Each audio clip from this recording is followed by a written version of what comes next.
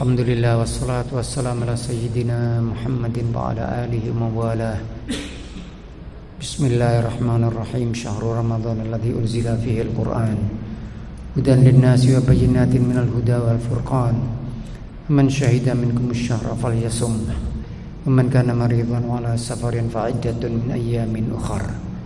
Yuridullahu bikumul yusra wa la yuridu bikumul usra. Wa litukmilul iddah walitukabirullaha ala ma hadakum wa la'allakum tashkurun. Wa idza sa'alaka 'ibadi anni fa inni qarib ujibu da'watad da'i idza da'ani falyastajibu li wal yu'minu bi la'allahum yarshudun. Alhamdulillah, pada sore hari ini kita bisa bersama-sama hadir dalam majelis yang mulia ini. Majelis yang insyaallah penuh dengan berkah dan rahmat dari Allah Subhanahu wa taala. Kita berdoa kehadirat Allah, semoga semua yang kita lakukan ini bisa diterima oleh Allah sebagai langkah-langkah kita mendekatkan diri kepadanya. Kita berdoa kehadirat Allah Subhanahu wa ta'ala, semoga pada saat ini Allah sedang memperhatikan kita, mengabulkan doa-doa kita, mengampuni dosa-dosa kita, menjadikan kita manusia-manusia yang amalnya bertambah baik dari hari ke hari, manusia-manusia yang hidupnya bermanfaat, manusia-manusia yang hidupnya kontributif.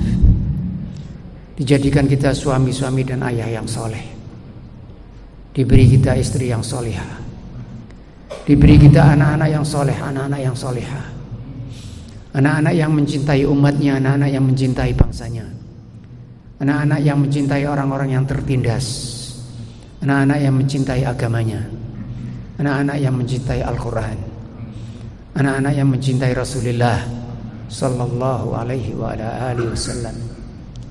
Bapak, Ibu dan saudara-saudara sekalian, alhamdulillah, majelis seperti ini adalah majelis yang sangat baik, jauh lebih baik daripada majelis-majelis yang lain. Karena di dalam majelis ini insyaallah nanti akan dibaca ayat-ayat Allah, akan dibaca hadis Rasulullah sallallahu alaihi wa alihi wasallam, sehingga yang hadir insyaallah tidak hanya manusia. Di tempat seperti ini insyaallah akan dihadiri oleh para malaikat. Dikatakan dalam sebuah hadis Rasul, majtama'a qaumun fi baitin min buyutillah yatluna kitaballahi wa yatadarasunahu bainahum illa nazalat alaihimus sakinah wa ghasyiyat alaihimur rahmah wa haffathumul malaikah wa dzakarahumullahu fiman indah, yang artinya apabila sekelompok orang berkumpul di rumah-rumah Allah seperti yang kita lakukan pada sore hari ini, yatluna kitaballahi wa yatadarasunahu bainahum, membaca kitab Allah dan mempelajari di antara mereka, illa nazalat alaihimus sakinah, di tempat itu akan turun ketenangan, wa ghasyiyat alaihimur rahmah, akan diliputi dengan rahmat, wa haffathumul malaikah, dikelilingi oleh para malaikat, wa dzakarahumullahu fiman indah, dan siapa yang hadir di dalamnya akan dibanggakan oleh Allah kepada makhluk-makhluk lain yang ada di sekitarnya. Kita berdoa kehadirat Allah Subhanahu wa ta'ala, semoga kita menjadi makhluk Allah yang Allah bangga kepada kita dan membanggakan kita kepada makhluk lain yang ada di sekitarnya. Bapak, Ibu dan saudara-saudara sekalian, materi kita pada hari ini insyaallah tentang menjawab pertanyaan hidup dan mati. Manusia ini didefinisikan dengan berbagai definisi. Di dalam ilmu pengetahuan, di dalam filsafat didefinisikan dengan berbagai definisi. Misalnya saja manusia adalah makhluk yang bekerja, homo faber. Manusia adalah makhluk yang berpikir. Manusia adalah makhluk yang bertulang belakang. Manusia adalah makhluk yang berdiri tegak. Manusia adalah makhluk yang bersejarah. Manusia adalah makhluk intelektual yang begitu. Ya. Saya mencoba mencari definisi yang agak berbeda, yang bisa mungkin tidak cocok, tetapi insya Allah barangkali cukup mencirikan atau karakteris makhluk yang bernama manusia ini. Saya melihat salah satu yang mencirikan manusia ini yang barangkali tidak banyak dibahas adalah manusia ini adalah makhluk yang bertanya. Dugaan saya di dunia yang lain itu tidak ada modalitas bertanya, itu tidak ada. Tidak ada seekor anak ayam bertanya kepada induknya. Misalnya pertanyaan nanti hari rayanya bisa sama-sama, enggak? Mungkin insya Allah tidak ada pertanyaan begitu. Pertanyaan misalnya ibu dulu ini lahir di mana ya? Itu mungkin tidak ada pertanyaan anak ayam. Yang bisa bertanya itu dugaan saya wallahu alam cuma manusia.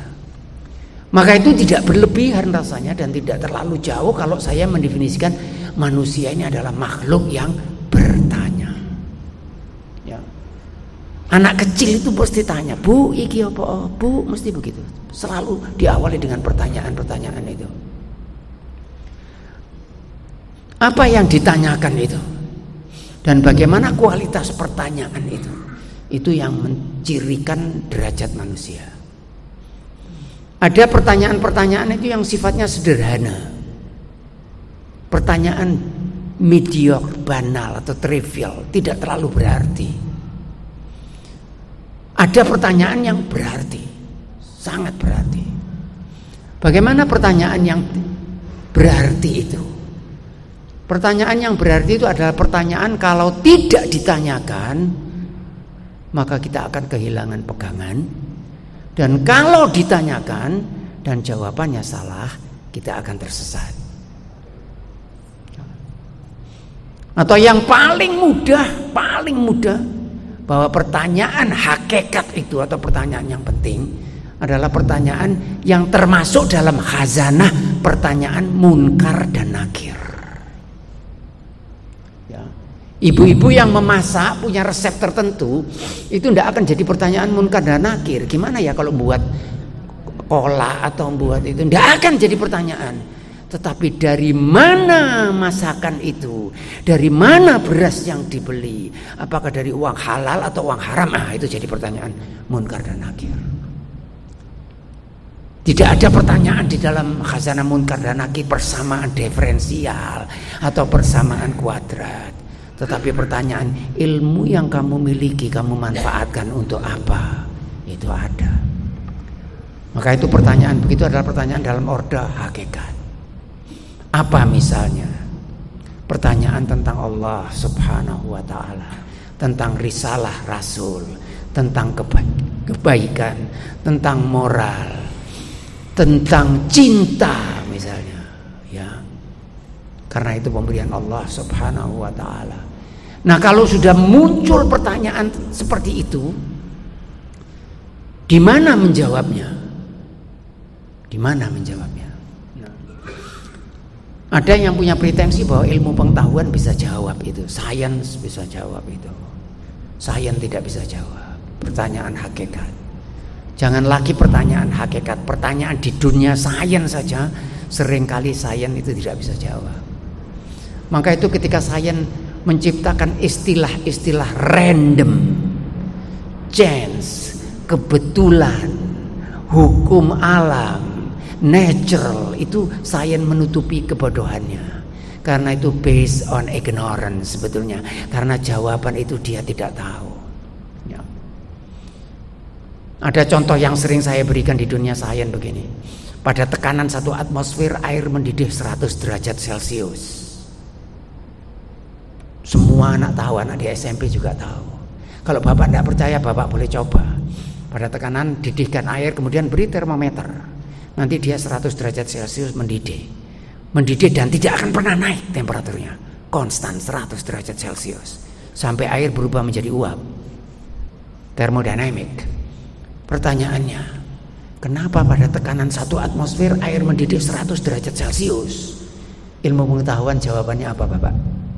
Dia akan mengulang lagi statement itu. Pada tekanan 1 atmosfer air mendidih 100 derajat Celcius. Kenapa kok mendidih 100 derajat Celcius? Dia akan mengulang lagi pada tekanan 1 atmosfer air mendidih 100 derajat. Karena dia tidak tahu jawabannya.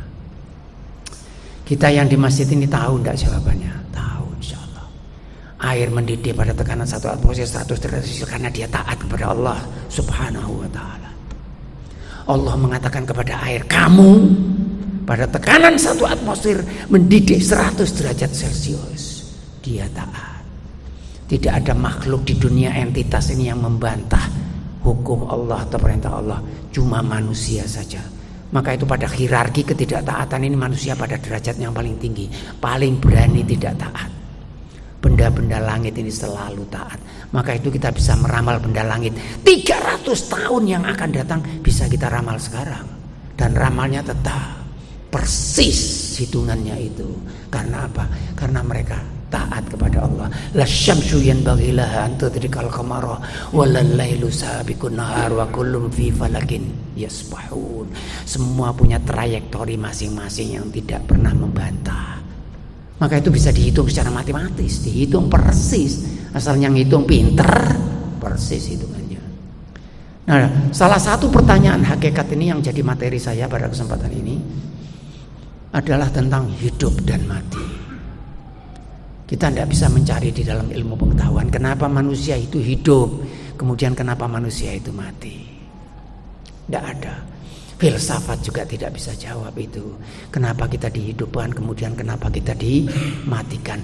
Untuk apa kita dihidupkan oleh Allah Subhanahu wa ta'ala di dunia ini, dan untuk apa kemudian kita dimatikan oleh Allah Subhanahu wa ta'ala. Kemana kita mencari jawaban untuk pertanyaan hakikat seperti itu? Kembali lagi dicari di dalam Al-Quran. Sains tidak bisa jawab itu, bukan ranahnya, bukan domainnya.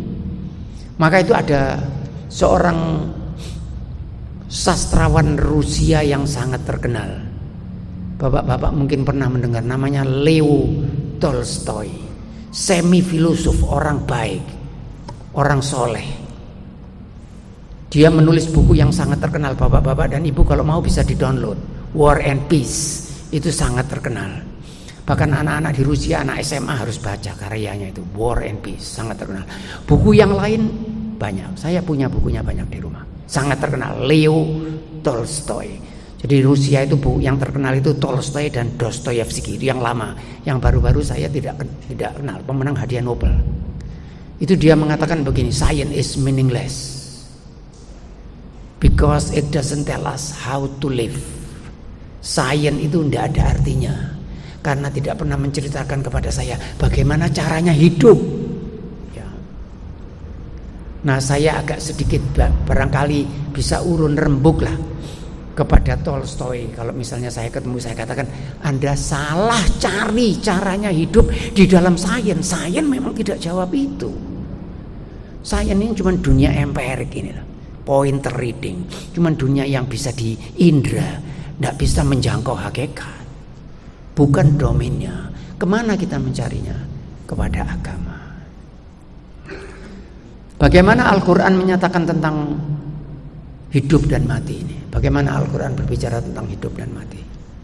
Dikatakan dalam suratul Al-Mulk, Tabarakalladzi biyadil mulku wa huwa ala kulli syai'in qadir. Alladzi khalaqal mauta wal hayata liyabluwakum ayyukum ahsanu amala wa huwal azizul ghafur. Maha suci Allah, ya, yang menjadikan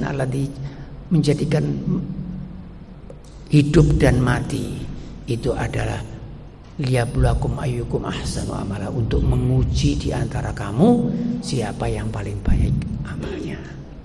Sehingga hidup dan mati ini adalah ujian. Maka pada kesempatan ini saya akan melihat anatomi atau karakteristik dari ujian. Karena Al-Quran mengatakan Alladzi khalaqal mauta wal hayata liyabluwakum ayyukum ahsanu amala, adalah yang menjadikan hidup dan mati ini. Bahkan dikatakan itu mati hidup, manusia ini mati kemudian hidup kemudian mati lagi. Tadinya tidak ada, kemudian ada, kemudian nanti tidak ada. Ya. Maka itu dijadikan ujian. Nah, bapak-bapak dan ibu dan saudara-saudara sekalian, insya Allah semuanya pernah diuji. Mungkin di SD, mungkin taman kanak-kanak, SMP, dan mengerti anatomi daripada ujian itu. Kenapa ada hidup? Karena ada hidup berarti kita ini harus berbuat. Ya. Karena kita tidak mungkin bisa diuji kalau kita tidak berbuat sesuatu. Dan supaya kita bisa berbuat sesuatu, maka kita harus hidup. Sehingga kita diberi kehidupan oleh Allah Subhanahu wa ta'ala untuk beramal, untuk berbuat. kemudian nanti kita akan dimatikan oleh Allah Subhanahu wa taala. Mudah-mudahan bihusnil khotimah. Kemudian akan ada evaluasi. Ujian itu pasti berakhir pada suatu saat, pasti, dan pasti akan ada evaluasi. Maka itu saya akan melihat beberapa ciri daripada ujian itu. Ya. Nah, sesuai dengan kemajuan daripada waktu dan apa yang saya ingat. Yang pertama kali yang diujikan itu mesti sesuatu yang penting. Tidak ada ujian untuk sesuatu yang remeh. Ujian itu mesti sesuatu yang penting. Di mana ujian itu bisa membedakan antara seseorang yang memang layak untuk mendapatkan nilai bagus dan seseorang yang tidak layak untuk mendapatkan nilai bagus. Maka itu ujian hidup ini adalah ujian yang sangat penting. Kadang-kadang ada ujian-ujian kompetisi tertentu yang tidak ada artinya. Jadi misalnya siapa yang kuat makan bakso paling banyak, kan ada. Siapa yang bisa menghabiskan nggak tahu untuk nyemplung air dingin yang temperaturnya malah di bawah nol. Nah, saya kira itu tidak layak untuk diujikan. Itu jenis mohon maaf saya mungkin jenis kebodohan yang seperti itu. Tidak layak dijadikan ujian hidup. Yang dijadikan ujian ini mesti sesuatu yang penting. Apa yang dijadikan ujian ini? Bagaimana kita menjalani hidup kita di dunia ini? Bagaimana sikap kita dalam hidup kita di dunia ini? Kepada siapa kita harus berbuat baik di dunia ini? Pertanyaan-pertanyaan seperti itu yang layak diujikan. Ya. Salah satu anatomi daripada ujian ini yang diujikan ini adalah sesuatu yang sulit. Kalau saya memberi ujian untuk mahasiswa, saya beri soal 2 tambah 2 sama dengan berapa, 3 dikali 3 sama dengan berapa, mahasiswanya bisa tersinggung. Karena saya dianggap menghina intelijensia. Aku perguruan tinggi kok dikasih 2 tambah 2. Sehingga yang diuji itu mesti sesuatu yang sulit. Ujian hidup ini adalah sesuatu yang sulit. Afa hasibtum an tadkhulul jannah walamma ya'tikum mathalul ladzina khalu min qablikum massathumul ba'sa'u wadh-dharra'u wa zulzilu hatta yaqula ar-rasulu wal ladzina ma'ahu mata nasrullah ala inna nasrullahi qarib. Apa kira kamu terus masuk surga begitu saja sebelum kamu diberi ujian sebagaimana diuji sahabat-sahabat? Massathumul ba'sa'u wadh-dharra'u, kesulitan dan ketidakmudahan itu selalu wazulzilu, dan mereka diombang-ambingkan hatta yakuna rasulul ladzina ma'ahu, sampai rasul dan orang-orang yang di sekitarnya mengatakan mata nasrullah, kapan ini kemenangan yang dijanjikan kepada kita? Kok kita ini selalu dalam keadaan sulit? Maka itu jangan menduga kita akan masuk surga begitu, pasti ada ujiannya. Dan ujian ini Bapak Ibu dan saudara-saudara sekalian menjadi sulit karena apa? Yang diujikan sesuatu yang sulit. Dan manusia ini ada tendensi untuk tidak lulus di dalam ujiannya itu. Ya. Maka itu manusia ini memang makhluk unik. Tidak ada perintah di dalam Al-Quran yang manusia tidak ingin melanggar. Tidak ada larangan di dalam Al-Quran kecuali manusia ingin mengerjakan. Bapak perhatikan. Dan kita melakukan itu. Mudah-mudahan Allah memaafkan dosa-dosa kita. Kita melakukan itu. Semua yang dilarang cenderung kita untuk melakukan. Dan semua yang diperintah cenderung kita untuk meninggalkan. Maka itu saya melihat perintah itu. Perintah itu adalah statement atau pernyataan yang Allah minta kita untuk mengerjakan sesuatu, tetapi kita cenderung untuk meninggalkannya. Sementara larangan itu adalah statement atau pernyataan di mana Allah minta kita meninggalkan sesuatu dan kita cenderung untuk mengerjakannya. Ya. Ini terutama buat saya sendiri, bukan buat Bapak dan saudara-saudara sekalian. Kita ini kan diminta untuk tidak ngelirik cewek yang manis ya. Kan diminta begitu, hutwal basar. Bapak-bapak punya tidak kecenderungan untuk melihat wanita yang cantik itu? Yang ikhlas jawabannya ini di masjid. Selalu begitu, selalu begitu. Kalau Bapak misalnya sekarang bisa mendapatkan sesuatu tanpa berusaha. Jadi buka laci begini ya, tiba-tiba ada uang di situ. Bapak senang atau tidak senang? Wa man yattaqillaha yaj'al lahu makhraja wa yarzuqhu min haitsu la yahtasib. Siapa yang takwa kepada Allah dapat rezeki dari sumber tidak diduga-duga. Ya gitu. Seperti di kantor-kantor itu kan begitu. Tiba-tiba buka, tiba-tiba ada uang. Uang diam istilahnya. Pokoknya ini uang ini saja ngomong wes istri mau naik. Kita senang tidak dapat yang seperti itu. Manusia punya kecenderungan itu. Maka itu untuk lulus ini memang tidak mudah. Karena kalau kita diperintah kita cenderung meninggalkan, tetapi kalau kita dilarang kita cenderung mengerjakan. Ya. Bahkan di dalam Al-Quran itu ada ayat yang kalau kita itu sok pintar, mungkin kita akan menanyakan kenapa ya ayat itu kok ada di dalam Al-Quran. Kalau kita sok pintar, apa ayatnya itu panjang. Hurrimat alaikum ummahatukum wa banatukum, yang artinya itu haram bagimu menikahi anak perempuanmu, gitu ya, keponakanmu, ibumu. Itu deskriptif di dalam Al-Quran yang haram. Itu yang dinamakan muhrim itu haram. Ibumu, anak perempuanmu, keponakanmu, begitu. Dan itu berlaku untuk pria maupun untuk wanita. Kalau kita sok pintar kita akan mengatakan begini, siapa yang mau menikahi ibunya? Kan gitu. Ada istilah incest tabu gitu ya. Siapa yang mau menikahi kakak perempuannya atau adik perempuannya? Bapak tinggal lihat saja. Koran-koran yang murahan itu biasanya setiap hari seorang ayah melakukan hubungan seksual dengan anaknya sendiri.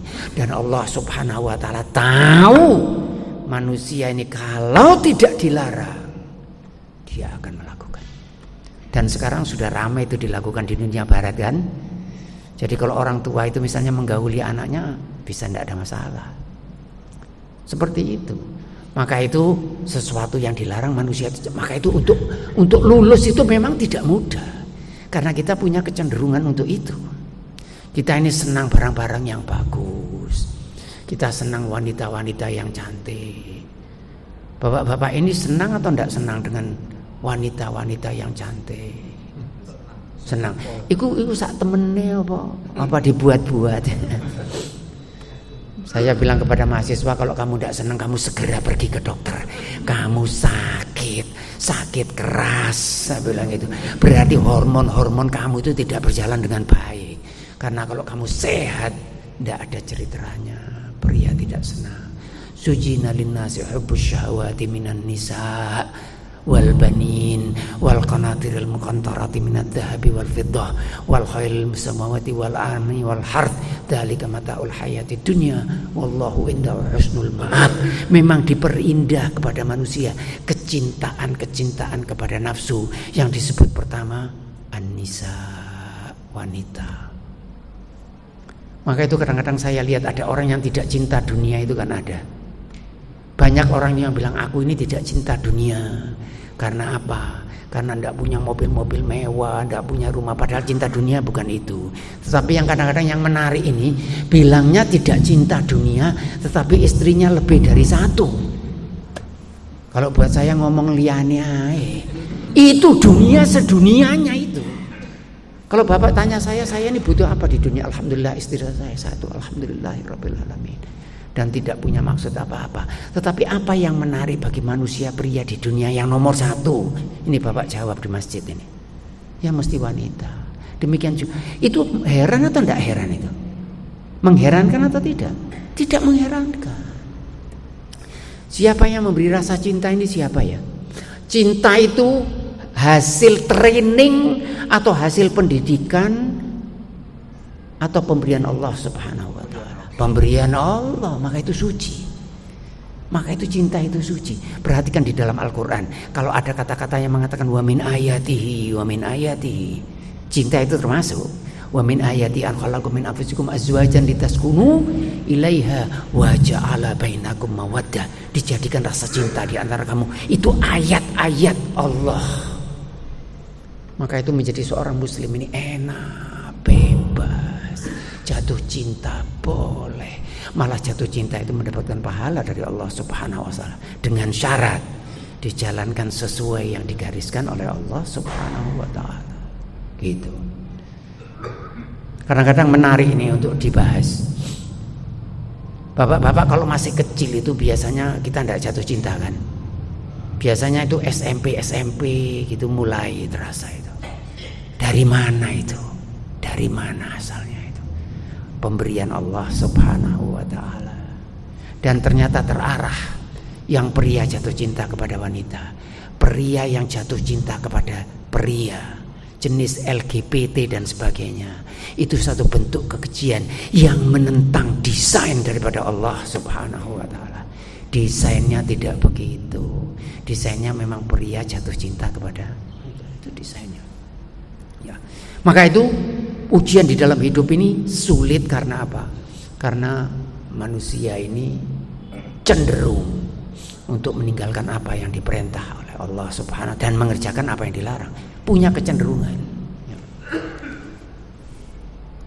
Anatomi yang lain adalah bahwa ujian ini itu kita ini sebagai manusia itu berpartisipasi. Mudah-mudahan saya betul. Kalau saya salah, saya mohon maaf kehadirat Allah Subhanahu wa ta'ala. Yang menentukan Bapak masuk surga atau masuk neraka itu kita ini ikut. Artinya bukan orang lahir procot kemudian dia masuk surga. Walaupun ada kadang-kadang hadis-hadis yang mengatakan begitu. Wallahu a'lam. Al-Quran kelihatannya tidak mengatakan begitu. Kita masuk surga dan masuk neraka itu karena amal kita. Bukan karena amal kita itu besar, bukan, tapi karena perbuatan kita. Ya, semua perbuatan kita ini akan tercatat, dicatat dengan rapi, dan kita menentukan. Seperti di dalam ujian, kadang-kadang saya tanya kepada mahasiswa, kamu ingin ujianmu dapat apa? Mahasiswanya bilang dapat A, Pak. Bagus, kamu dapat A. Siapa yang memberi kamu A itu siapa? Terus mahasiswanya mengatakan bapak yang memberi saya A. Enggak, saya tidak memberi kamu A, saya cuma nulis A. Tapi nilai A-mu itu tergantung ujianmu itu tadi. Kalau ujianmu bagus, kamu dapat A. Kalau ujianmu jelek, saya menulis bukan A. Tapi bukan saya ngasih. Maka itu dikatakan kamu itu nanti tergantung daripada amalmu. Wa anna laisa lil insani illa ma sa'a wa anna sa'yuhu sawfa yura. Tidak ada yang dilakukan manusia itu kecuali yang diupayakan itu. Maka itu kalau hidup ini sebagai ujian, kita menentukan nilainya, itu kita menentukan. Tidak sepenuhnya, karena nanti saya ceritakan, kita mengharap rahmat Allah pasti, tetapi kita menentukan.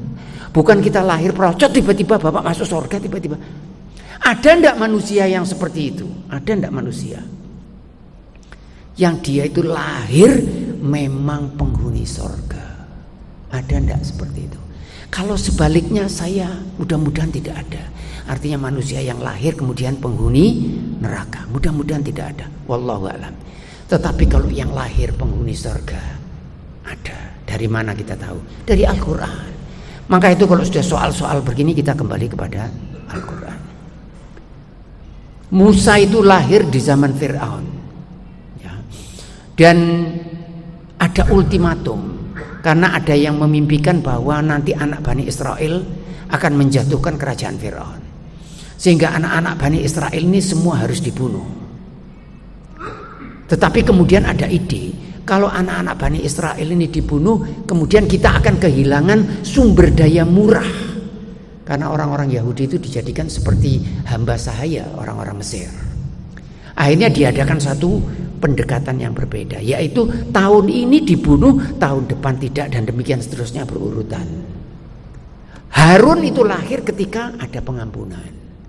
Musa lahir ketika anak Bani Israel harus dibunuh. Sehingga ibunya takut. Apa yang dilakukan ibunya? Dia dimasukkan ke dalam keranjang, diikat dengan tali di Sungai Nil. Katanya sebentar-sebentar dilihat oleh ibunya. Kemudian yang Maha Kuasa punya rencana. Maka itu kadang-kadang saya berdoa, mudah-mudahan kita ini yang Maha Kuasa punya rencana untuk kita. Karena tadi bapak-bapak saya katakan bahwa kita menentukan masuk surga dan neraka itu dari amal. Tapi saya tidak berharap itu. Saya tidak berharap. Saya berharap Allah Subhanahu wa ta'ala memasukkan saya ke surga karena rahmatnya. Karena amal saya jangan dihitung, karena kalau dihitung bahaya saya. Namun kita sebagai manusia kita berupaya, ya harus dipahami dengan baik. Ketika Musa masih kecil itu kemudian ibunya gelisah dan galau dan kacau dan menderita, stres berat. Kemudian Allah Subhanahu wa taala memberi wahyu dalam artian ilham. Karena ibunya bukan nabi, memberi wahyu dalam artian wa auhayna ila ummi Musa an ardi'i. Wa auhayna ila ummi Musa an ardi'i fa idza khifti alaihi fa alqihi fil yammi wa la takhafi wa la tahzani inna radduhu ilaiki wa ja'iluhu minal mursalin. Wa auhayna, ketika ibunya takut kemudian Allah memberi ilham kepada ibu Musa. Wa auhayna ila ummi Musa an ardi'i, kami memberi ilham kepada ibu Musa, susui anakmu ini. Fa idza khifti alaihi, kalau kamu takut, fa alqihi fil yammi, hanyutkan dia di sungai. Ya. Wala takhafi wala tahzani, jangan pernah takut, jangan pernah sedih. Inna radduhu ilaiki, aku kembalikan anak ini kepadamu. Wa ja'iluhu minal mursalin, dan aku jadikan dia rasul. Musa pasti masuk surga. Musa pasti sukses. Itu masih bayi. Allah sudah mengatakan wa ja'iluhu minal mursalin, nanti dia jadi rasul. Tidak bisa tidak jadi rasul. Nah, saya kadang-kadang berharap begitu. Mudah-mudahan Allah Subhanahu wa taala mengatakan kepada kita, kamu insya Allah saya tunjukkan jalan ke surga. Walaupun kita bukan rasul, kalau Tuhan mau tidak ada masalah. Maka itu setiap orang yang melihat Musa itu jatuh cinta. Di dalam Al-Quran dikatakan wa alqaitu alaika mahabbatan minni. Jadi kalau orang lihat Musa itu jatuh cinta, karena apa? Karena Allah menjadikan Musa itu layak untuk dicintai. Wa alqaitu alaika mahabbatan minni, orang yang lihat jatuh cinta. Maka itu ketika istri Firaun melihat Musa itu masuk ke pinggirannya, ke taman itu, dia mengatakan la taqtuluh. Dikatakan waqalat imra'atu fir'auna la taqtuluh asa an yanfa'ana aw nattakhidahu walada wa hum la yash'urun. Berkatalah istri Fir'aun, jangan dibunuh anak ini, kita jadikan dia qurratu ainin li walak, cahaya mata aku dan kamu kepada Fir'aun. Nanti anak ini kujadikan anak dan mereka tidak tahu, malah diambil dan dipelihara, dibawa ke pasar. Kemudian tidak mau menyusui, saudara, karena dicegah oleh Allah Subhanahu wa taala untuk menyusui dari sumber yang tidak layak. Kemudian ditawarkan, siapa yang bisa menyusui ini? Musa. Disusui setiap orang tidak mau. Kemudian datang kakaknya. Wah, dia bilang, aku bisa menunjukkan kalian ada orang perempuan yang bisa menyusui. Kemudian faradatnahu ila ummihi, karena Allah sudah luar biasa. Bapak lihat di surat Al-Qasas, Allah mengatakan tadi inna radduhu ilaiki, aku kembalikan anak ini kepadamu. Kemudian faradatnahu, bahasanya aku dikembalikan anak ini kepada ibunya, disusui oleh ibunya dan hidup bersama ibunya. Yang seperti itu adalah orang yang memang sudah masuk surga, sudah dijamin sukses sebelum hidupnya di jalan. Maka itu saya sering mengatakan Musa itu adalah orang yang lulus ujian sebelum soal diberikan. Soalnya belum dikasih tapi sudah lulus. Kalau kita wallahu a'lam, ya. Isa juga begitu. Isa itu kan pergi dibawa ibunya. Kemudian waja'at bihi ila qaumihi tahmiluhu, datang ibunya itu, kemudian orang-orang Yahudi begitu, qalu ya Maryam laqad ji'ti syai'an fariya, Maryam kamu membuat skandal. Ya Maryam, maka nabukim ra'sawin makanat ummuki baghiya, ibumu ayahmu orang baik-baik, ibumu juga bukan perempuan jelek, kenapa kamu punya anak seperti ini? Kemudian apa yang dilakukan Maryam? Fa asyarat ilaih, ditunjukkan, kamu bicara aja sama anak ini. Qalu kaifa nukallimu man kana fil mahdi sabiyya, gimana caranya berbicara dengan anak? Kemudian menjawab, qala inni Abdullah anak kecil ini, aku hamba Allah. Ataniyal kitaba wa ja'alani nabiyya wa ja'alani mubarakan aina ma kuntu wa awsani bis salati waz zakati ma dumtu hayya wa barran bi walidati wa lam yaj'alni jabbaran syaqiyya. Aku ini nanti akan taat kepada ibu dan aku akan diangkat menjadi rasul. Dia sudah lulus walaupun masih bayi dalam gendongan Maryam. Tetapi kalau kita menentukan apakah lulus atau tidak. Mudah-mudahan kita diberi kelulusan oleh Allah Subhanahu wa taala, ya. Di dalam ujian ini ada materi. Ya. Tidak layak seorang itu diuji sebelum materi diberikan. Ya. Bapak-bapak yang tidak pernah mengenal persamaan diferensial, saya beri soal persamaan diferensial. Dan bapak tidak bisa. Yang salah bukan yang tidak bisa. Yang salah yang ngasih soal. Dan yang maha kuasa tidak pernah salah ngasih soal. Jadi kalau kita diminta hidup di dunia ini dengan baik, memang kita bisa hidup di dunia ini dengan baik. Dengan kata lain, perjuangan hidup ini bisa dimenangkan kalau kita mau. Dikasih materinya, lengkap materinya, semua pertanyaan hakikat Bapak ada jawabannya di situ. Bahkan yang belum muncul di pikiran kita ada jawabannya. Di dalam Al-Quran itu semua sudah lengkap, tidak ada yang kurang. Maka itu ada orang yang pernah mengatakan kepada saya, untuk kehidupan beragama dengan baik kita butuh sesuatu yang dari lahir, dari sumber yang lain. Jadi agama ini mengatur kehidupan orang beragama. Kepada orang yang lain agama, kita butuh sesuatu yang dari lain. Saya bilang kepada yang mengatakan kepada saya itu, kamu butuh, ini aku gak. Karena saya punya Al-Quran yang mengatur bagaimana cara berhubungan dengan orang di luar agama. Sudah diatur, tidak ada masalah. Bukunya dikasih. Tidak cukup dengan buku. Karena mungkin buku saja kita tidak bisa mengerti. Karena kadang-kadang kita dikasih buku, kita tidak mengerti. Bapak ya kalau masuk sebuah laboratorium yang canggih, kemudian Bapak dijelaskan cara kerja peralatan, walaupun dikerjakan berhari-hari, Bapak tetap tidak akan ngerti. Karena Bapak tidak punya kesiapan. Ya, tidak mungkin saya bisa menjelaskan sesuatu yang manusianya itu tidak siap. Kita ini disiapkan oleh Allah untuk bisa menerima sesuatu yang datangnya dari Allah itu. Maka itu agama ini pasti bukan sesuatu yang sulit. Untuk ahli di dalam beragama, bidang agama mungkin sulit. Tetapi untuk menjalankan agama dengan baik bukan sesuatu yang sulit. Karena kalau agama ini yang digunakan untuk manusia hidup di dunia dan sulit, repot orang beragama. Ya, kitabnya ada. Tidak cukup dengan kitab. Guru, maha gurunya ada. Rasulullah Sallallahu Alaihi Wasallam dijelaskan kepada kita detail tentang apa yang harus kita kerjakan. Tidak cukup dengan kitab, tidak cukup dengan guru. Kita diberi kecerdasan oleh Allah Subhanahu wa taala sehingga mampu bisa menerima. Bahkan kita diberi kecerdasan spiritual. Bapak-bapak, ada ayat di dalam Al-Qur'an di mana yang intinya itu bahwa kita ini pernah membuat perjanjian dengan Allah. Bapak mungkin sering mendengar itu. Bahwa kita ini alastu birabbikum, bukanlah aku ini Tuhanmu. Kemudian kita menjawab. Itu seringkali diartikan sebagai kita ketika berada di alam ruh itu pernah membuat perjanjian. Ya. Wallahu a'lam. Wallahu a'lam. Ya. Tetapi saya melihat bentuk yang lain. Saya melihat perjanjian primordial di alam roh itu adalah Allah Subhanahu wa taala meletakkan di dalam jiwa manusia ini kesiapan untuk menjadi makhluk spiritual. Ya.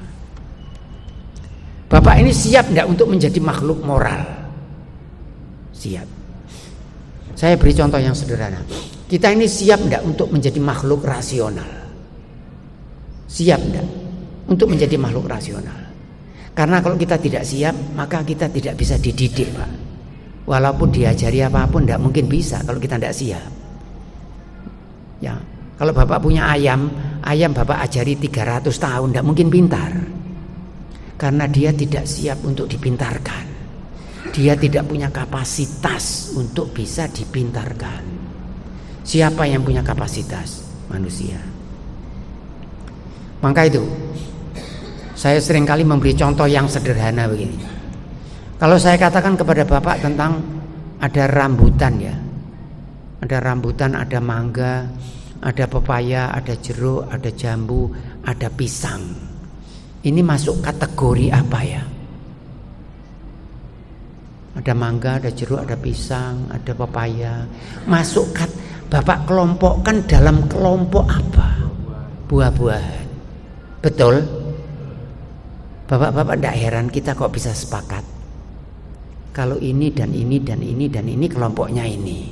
Kalau misalnya ada pisang, ada jambu, ada pepaya, ada televisi, ada mikrofon, masuk kelompok apa? Sulit kan? Sulit kan? Ya kelompok campuran. Kok bisa manusia mikir gitu tuh, kok bisa? Itu kalau tidak Bapak pikirkan, oh mesti ayam. Oh gak mesti ayam. Gak mesti ayam. Ayam bisa enggak mengelompokkan entitas dalam kategori? Itu cara berpikir manusia rasional. Kalau tidak ada itu, tidak ada sains, tidak ada ilmu pengetahuan. Ya, saya ambil contoh yang gampang lagi. Kalau saya punya, nanti dulu, ini ya, ini tempat tisu ini dan lebar meja ini, mana yang ukurannya lebih panjang? Tempat tisu ini dan ini lebar meja ini, mana ukurannya lebih panjang? Lebar meja ya? Atau gampangnya gini, mana yang lebih besar, ruangan masjid ini atau kamar di rumah Bapak? Ruangan masjid atau kamar di tempat Bapak? Mana yang lebih besar? Ruang masjid ini ya? Sepakat ya? Bapak dah heran kok bisa sepakat. Kalau yang tidak paham mesti pertanyaan opo gitu, bahkan mungkin ditertawakan. Jangan ditertawakan. Pertanyaan filosofis jangan ditertawakan. Itu istilahnya kesepakatan empirik. Kalau kita tidak sepakat, Bapak mengatakan, oh nanti tergantung. Kalau saya senang besar ya lebih besar, saya senang kecil ya lebih kecil. Tidak ada ilmu pengetahuan. Tidak ada ilmu pengetahuan. Ilmu pengetahuan itu berdasarkan konsep itu yang sama antara manusia satu dengan manusia yang lain. Bahkan Bapak kalau pikirkan, kita ini berbahasa Indonesia ya. Bahkan di Indonesia ini kan banyak bahasa. Orang di Arab bahasanya sendiri, orang Inggris bahasa sendiri. Bapak tidak heran dari mana asalnya bahasa itu? Ada di luar ini ada bahasa, ada bahasa di luar ini. Bapak pernah lihat ada bahasa? Ada? Tidak ada. Bahasa itu kan di sini. Munculnya bahasa itu kan dari sini. Itu kalau tidak disiapkan oleh Yang Maha Kuasa tidak bisa. Manusia berbahasa tidak bisa. Termasuk kesiapan spiritual. Kita ini memang makhluk yang mampu mengenal Tuhan. Sehingga ketika datang ajaran, kita siap. Itu. Datang Rasul, kita siap. Kadang-kadang ditanyakan, pada zaman Rasulullah itu ada enggak yang tidak siap? Ada. Tetapi kadang-kadang mereka itu merasa kalau ini orang ini benar, cuman tidak mau. Seringkali tidak mau. Tetapi banyak orang yang siap. Maka itu salah satu ciri di dalam ujian yang diberikan oleh Allah ini, diantaranya ada kitabnya, ada rasulnya, ada gurunya, dan ada kesiapannya. Karena kalau tidak punya kesiapan tidak bisa diuji ya. Ujian itu ada batas waktu, kan selalu begitu. Ada sekarang ini kita ini sedang diuji. Maka itu mari kita berdoa di masjid yang mulia ini. Mari kita berdoa kehadirat Allah. Mudah-mudahan kita mengisi ujian kita ini. Karena kita ini on progress. Jadi kalau misalnya di lab-lab ini lampunya masih merah, kita ini on progress, sedang berjalan. Belum lengkap, tulisan Bapak itu belum lengkap, masih sedang ditulis. Wa man ya'mal mithqala dzarratin khairan yarah, wa man ya'mal mithqala dzarratin syarran yarah. Hari ini mudah-mudahan kita diberi keikhlasan, saya diberi keikhlasan, Bapak diberi keikhlasan. Kita mencatat ini hari ini. Mudah-mudahan diterima oleh Allah Subhanahu wa ta'ala dan dilipat gandakan. Belum selesai evaluasinya, masih on progress. Kapan mulainya? Ada mulainya. Ujian dimulai. Gitu ya. Biasanya kalau manusia sudah menganjak dewasa, sudah balik, mulai muncul catatannya dan jalan terus. dan nanti akan berakhir. Selesai, kertas dikumpulkan. Nah, saat ini kita masih berada dalam keadaan progres, masih mengisi, masih jalan. Nanti kalau sudah habis waktunya, tidak ada lagi tambahan waktu, tidak ada lagi remedi, tidak ada tambahan waktu. Ya, maka itu dikatakan wa anfiqu mimma razaqnakum min qabli an ya'tiya ahadakumul maut fayaqul rabbi laula akhartani ila ajalin qarib fa asaddaqa wa akun minas solihin walan yuakhirallahu nafsan idza jaa ajaluha wallahu khabirun bima ta'malun. Ya, wa anfiqu mimma razaqnakum, yang kamu punya itu sedekahkan, min qabli an ya'tiya ahadakumul maut, sebelum datang itu. Fayaqula, kemudian mereka berkata, qala rabbi akhartani ila ajalin qarib, dikasih tambahan waktu sedikit. Walan yuakhirallahu ajalan nafsan idza jaa ajaluha, walan yuakhirallahu nafsan idza jaa ajaluha. Kalau ajal sudah datang menjemput, maka tidak ada lagi tambahan waktu. Maka saat sekarang ini adalah saat mengisi. Kalau sudah ada tidak ada lagi. Ya. Ujian gitu. Dimulai sekarang progres, jalan terus, masih belum selesai. Bapak ini masih sedang berproses, kita masih berproses. Masa yang lalu bisa kita tinggalkan, masa yang depan masih gemilang, insya Allah mudah-mudahan begitu, karena kita masih progres. Nanti datang waktu dan sudah tidak ada lagi waktu dan tidak ada perpanjangan. Mudah-mudahan kita dipanjangkan umur oleh Allah Subhanahu wa taala dalam ketaatan. Ya, dalam ketaatan. Di dalam ujian itu kita menentukan hasilnya. Ya. Di dalam ujian itu kita menentukan hasilnya. Dan sifatnya individualis. Bapak kalau ujian boleh nyontoh punya teman? Tidak boleh. Boleh mengerjakan dengan bantuan teman? Tidak boleh. Ada ujian-ujian yang sifatnya kolektif. Ya. Seperti misalnya tarik tambang dan sebagainya. Tapi seringkali tidak penting yang ujian kolektif. Biasanya ujian mesti individualis. Dan hidup manusia di dunia ini individualis. Kita lahir perocot itu individualis, dan di akhirat kita juga individualis, sendiri-sendiri. Wa kullu insanin alzamnahu ta'irahu fi unuqihi, kata Al-Qur'an.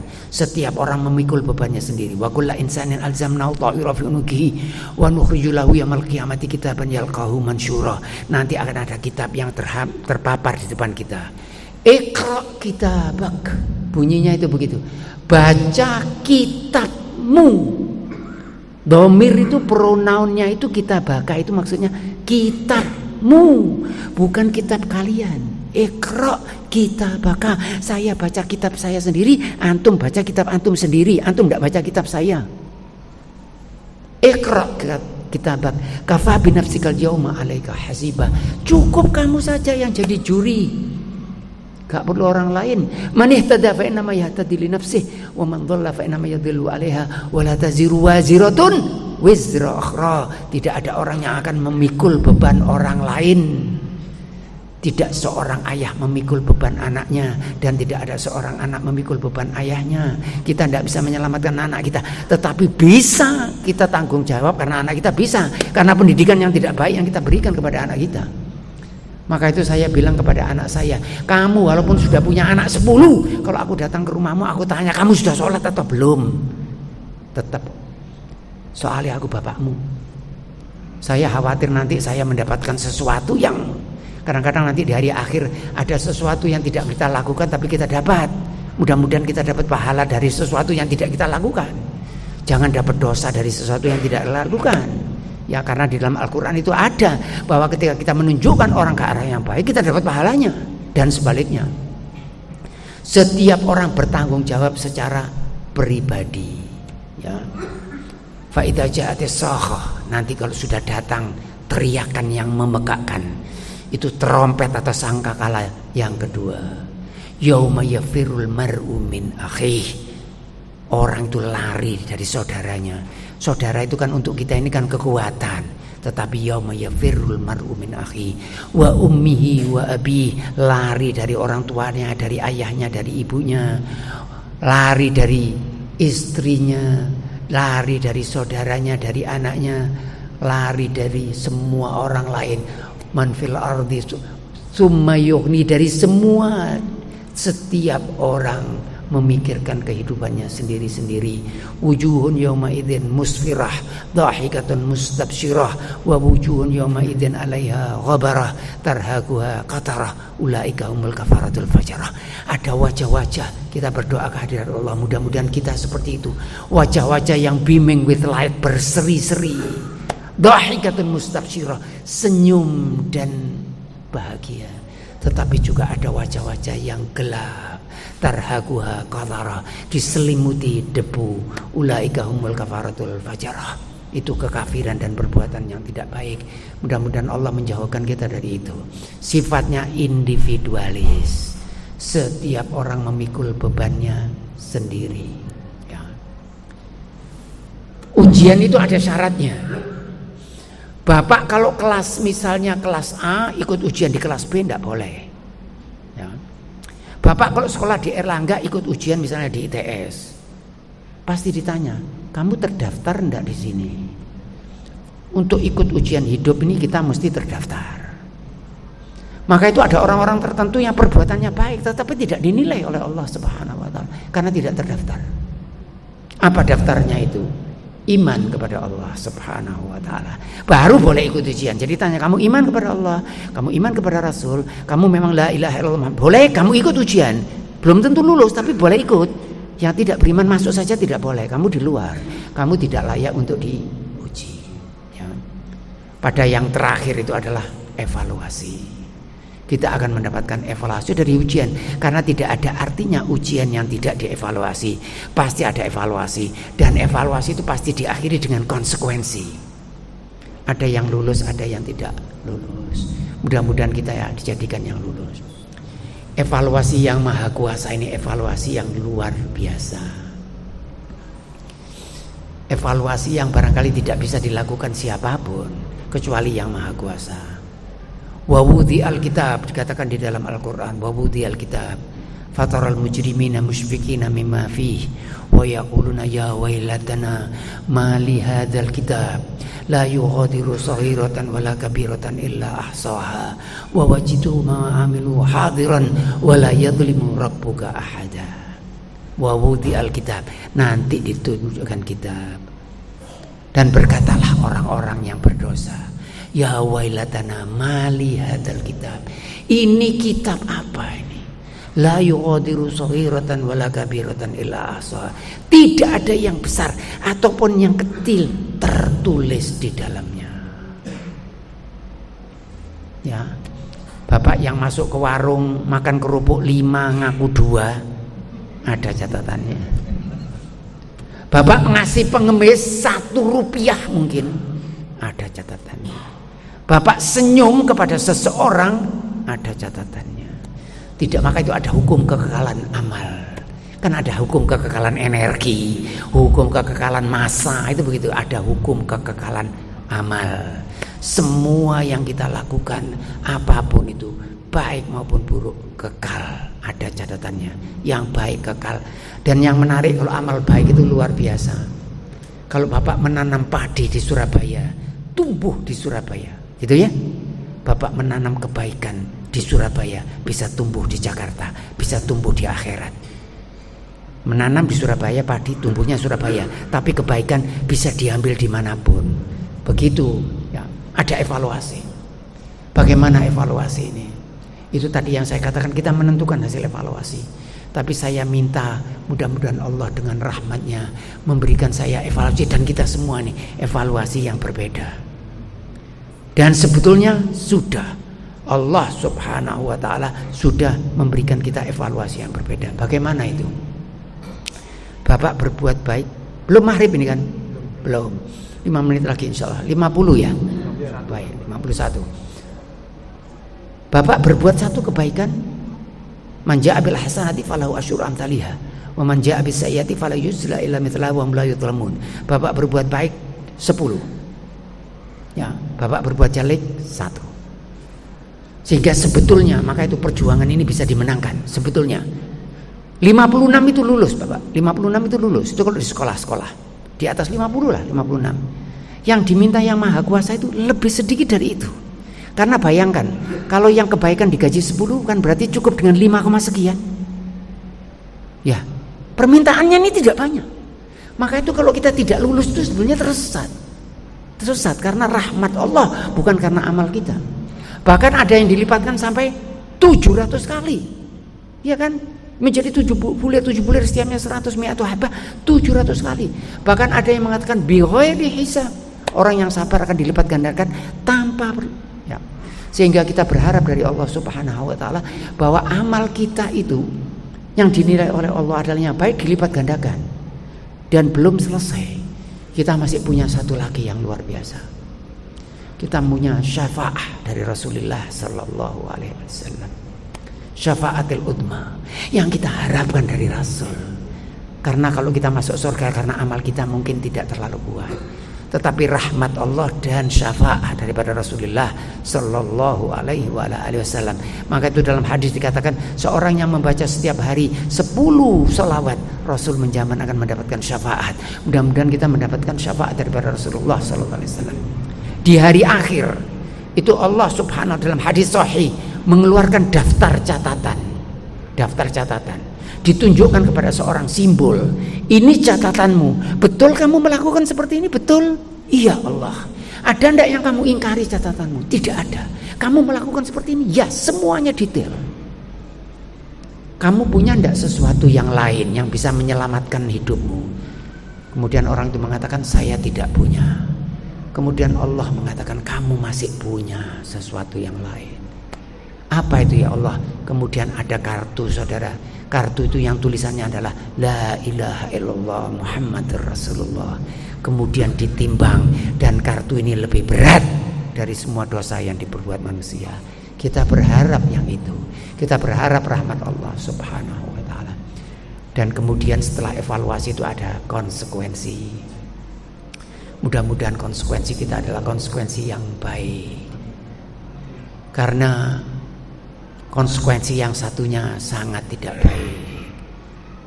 Dan kelihatannya yang satunya ini juga ada penghuninya. Saya berdoa mudah-mudahan tidak ada penghuninya. Tetapi kalau Al-Quran mengatakan ada penghuninya. Neraka itu ada penghuninya. Mudah-mudahan bukan kita. Dikatakan itu yang diantaranya apinya itu termasuk yang menghidupkan itu adalah manusia dan batu. Waquduhan nasu wal hijarah. Begitu bunyinya. Mudah-mudahan bukan kita. Dan mudah-mudahan semua manusia diselamatkan dari itu. Tapi itu adalah rahasia Allah, kehendak Allah. Tetapi di surga ini juga ada penghuninya. Mudah-mudahan kita yang jadi penghuninya. Dan orang-orang mukmin dan mukminah. Dan semua orang-orang yang soleh. Dan semua orang-orang yang lain insya Allah menjadi penghuni surga. Karena kita akan lebih bahagia karena rahmat Allah semua orang dimasukkan ke dalam surga. Tetapi semuanya kita kembalikan kepada Allah Subhanahu wa taala. Baik, saya kira itu yang bisa saya berikan pada kesempatan ini. Mudah-mudahan insya Allah bisa bermanfaat. Yang pada intinya bahwa hidup ini adalah ujian. Dan sekarang masih dalam keadaan in progress. Itu ya. Masa yang lalu mungkin kita, masa yang akan datang ini terutama saya tujukan pada diri saya sendiri, terutama di bulan Ramadan yang sangat baik. Mari kita lipat gandakan ya semua yang baik ya. Al-Quran, belajar Al-Quran, memberi sedekah, baik kepada keluarga, memperhatikan istri dan anak-anak, memperhatikan tetangga, memperhatikan yang lain, yang semuanya insya Allah kita akan menuai pahala. Mohon maaf kalau ada yang kurang. Wassalamualaikum warahmatullahi wabarakatuh. Waalaikumsalam.